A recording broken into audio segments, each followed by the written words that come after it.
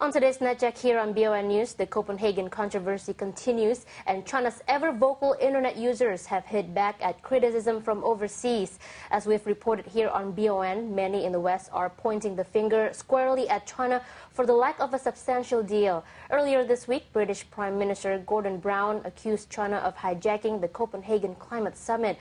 Meanwhile, UK Energy Secretary Ed Miliband singled out China as having vetoed agreements on emissions. Miliband said China vetoed plans for 50% reductions in global emissions by 2050 and on 80% reductions by developed countries, despite the support of a coalition of developed countries and the vast majority of developing countries. Now, on Wednesday, there was another barrage of criticism, this time from British author and conference delegate Mark Lynas. Writing in The Guardian newspaper, he accused China of gutting the deal behind closed doors, snubbing US President Barack Obama, and says China shot down the target of 80% cuts for industrialized nations by 2050. But the Copenhagen Accord has been lauded by Beijing and much of the Chinese press. Let's cross now to Kevin Jia, who's been scouring the websites here for all the reaction to this issue. So tell us, Kevin, how exactly are Chinese internet users reacting to this? Well, most net users are angry about the criticism. Some are saying that because the Copenhagen conference didn't reach a substantial agreement, UK officials are shifting the blame onto developing countries like China.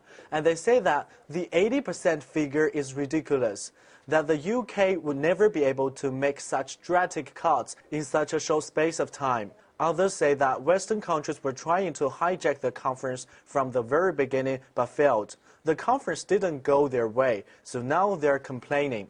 But some people disagree and say that the Chinese government's lack of transparency was a big problem. They say that this lack of transparency means China lost the trust of other nations. So, Kevin, what are internet users saying about who should take responsibility for what happened at Copenhagen?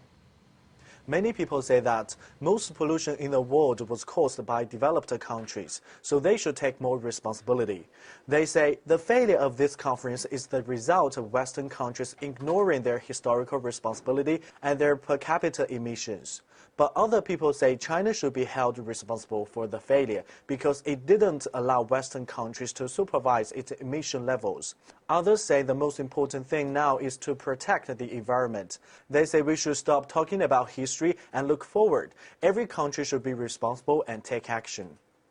Thanks, Kevin. Now, Sylvia, as we've said here on BON News, Foreign Ministry spokeswoman Zhang Yu didn't directly address the criticisms, but she did say the attack was made in order to shirk the obligations of developed countries and promote discord among developing countries. Right. She also insisted the conference had yielded fruit, reached broad consensus, and won support from developing nations. That's right. Well, do stay with us. BON News continues in just a moment.